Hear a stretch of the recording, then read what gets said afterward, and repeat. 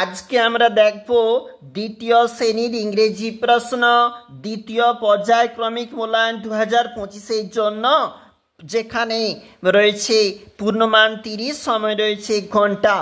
পরীক্ষার্থীর নাম, বিদ্যালয়ের নাম নিজেরাই কিন্তু অবশ্যই লিখবে এখানে।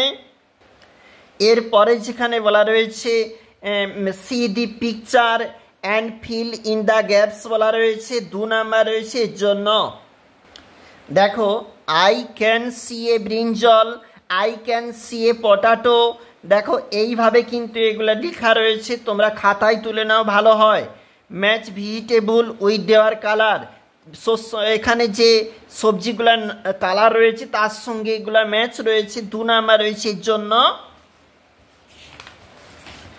পরবর্তী পেজে চলে এসেছি এবং এখানে বলেছে feel in the gaps from the help box. Help box থাকতে শব্দ চয়ন করে নাও, এখানে ফিল আপ করে নাও। বার্ড হ্যাভ উইংস এইভাবে হয়েছে, 2 নাম্বার রয়েছে।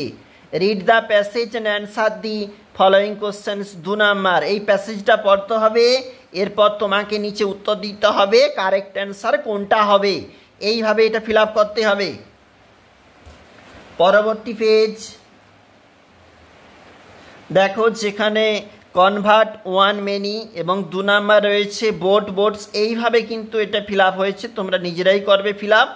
Feel in the gaps from the English rims বলেছে এবং এখানে বক্স থাকতে শব্দ চয়ন করে এখানে ফিল আপ করতে হবে।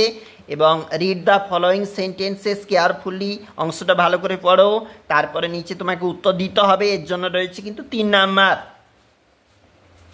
চলে যাচ্ছি আমাদের পরবর্তী page, who is the doctor. এইভাবে এখানে রয়েছে সেই আগের যে প্যাসেজটা ছিল এবং কলামের সঙ্গে বীর ম্যাচ। এখানে 2.5 নাম্বার রয়েছে, কিড যেমন ফিড, গোট যেমন বোট, এইভাবে আর কি।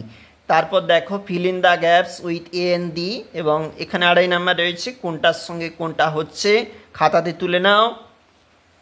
এবং এটা পরবর্তী পেজ, রাইট ইন ইংলিশ ইংরেজিতে লেখো, 2.5 নাম্বার। রাইট ইন বেঙ্গলি বাংলায় লেখো, 2.5 নাম্বার এইগুলির জন্য। অ্যান্সার দি ফলোয়িং কোশ্চেন্স বলা রয়েছে, এগুলির জন্য দেখবে তোমরা। চলে এসছি অন্তিম পেজ, এখানে রয়েছে পরবর্তী প্রশ্ন। এই বক্সে তোমাকে লিখতে হবে, খাতাতে তুলে নাও, খুব ভালো হয় প্রশ্নগুলির জন্য। আমরা দেখছিলাম দ্বিতীয় শ্রেণীর ইংরেজি প্রশ্ন।